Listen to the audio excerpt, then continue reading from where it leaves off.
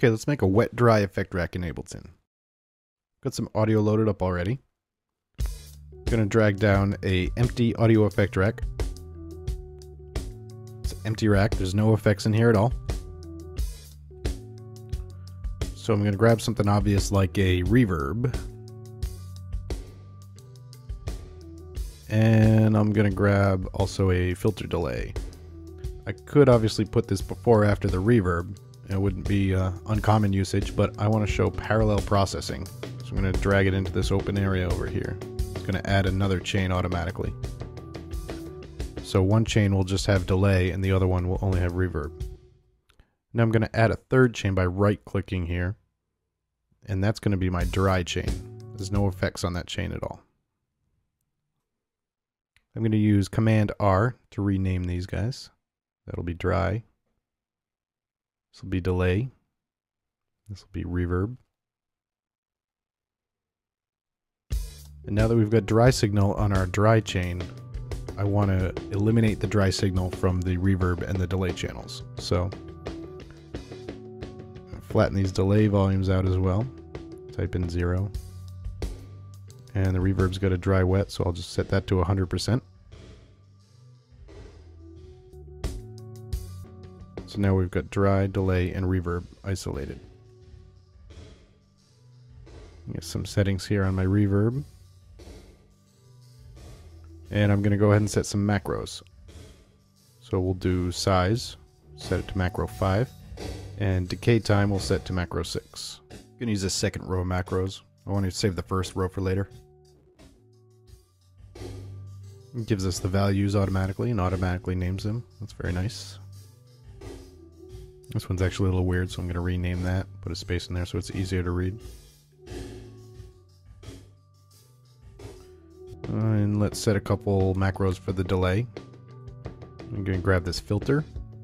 You notice when I map these macros, the parameter jumps to the value that the macro is currently set to. And the default for that is 0. So if you like your setting, you got to make a mental note. Like this is 21%, maybe I like it there, so before I map it, I gotta make a little note of that. A few seconds later, I can dial it back in. You'll also notice that since I've mapped multiple parameters to this macro, it no longer automatically assumes a name for me. So I'm gonna have to rename those myself.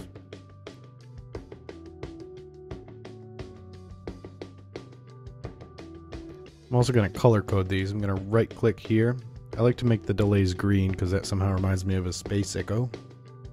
And the reverbs I always tend to make brown. I guess sort of picture a room full of wooden furniture or wooden floors, or maybe I'm even thinking of old spring tanks. I'm not really sure, but use whatever color makes sense for you.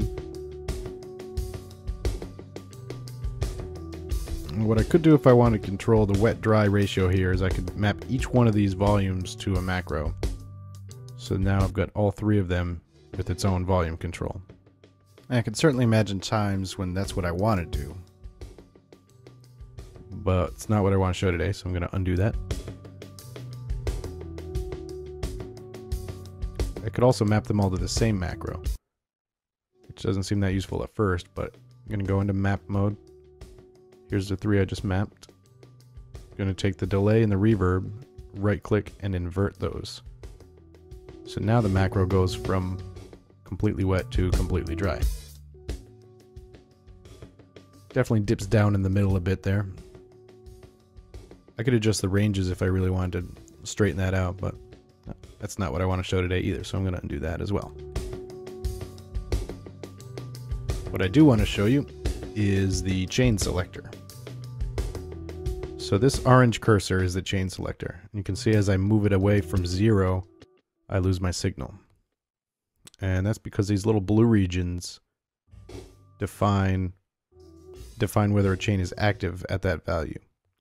It goes from 0 to 127, which is obviously good for mapping to MIDI controllers. So for now I'm going to use this bracket tool that pops up as I get close to the region. I'm going to pull it all the way out. I'll shift click to grab both of those chains and drag them out simultaneously. Now here's where it gets interesting, is if I get in close with that bracket tool and I go to the upper part where there's a light blue stripe. I can grab that and pull that over to create a fade at the edge. So I'm going to pull that all the way over, drag the wet ones all the way over from the other side, so that now my chain selector acts as a dry to wet fade. And if I don't quite like the fade, I can adjust the boundaries quite a bit here. In fact, what I want to do today is I want to keep the dry most of the time and just have it dip off at the very end. I want to start with reverb, have that fade in about halfway, it would be all the way in. And then the delay I want to have start fading in after the reverb is completely in. So now I've got a nice little custom crossfade from dry to reverb, and then adding some delay at the end, and losing the dry completely at the very top. And of course now this chain selector I can right click and map to macro 1. We'll rename that dry to wet.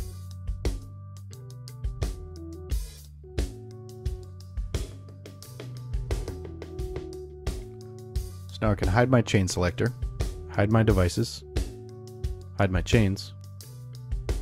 I'll color code this dry wet macro.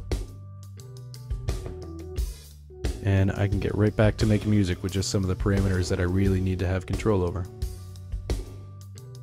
Don't need to get distracted by any more parameters or devices or buttons than I need to be.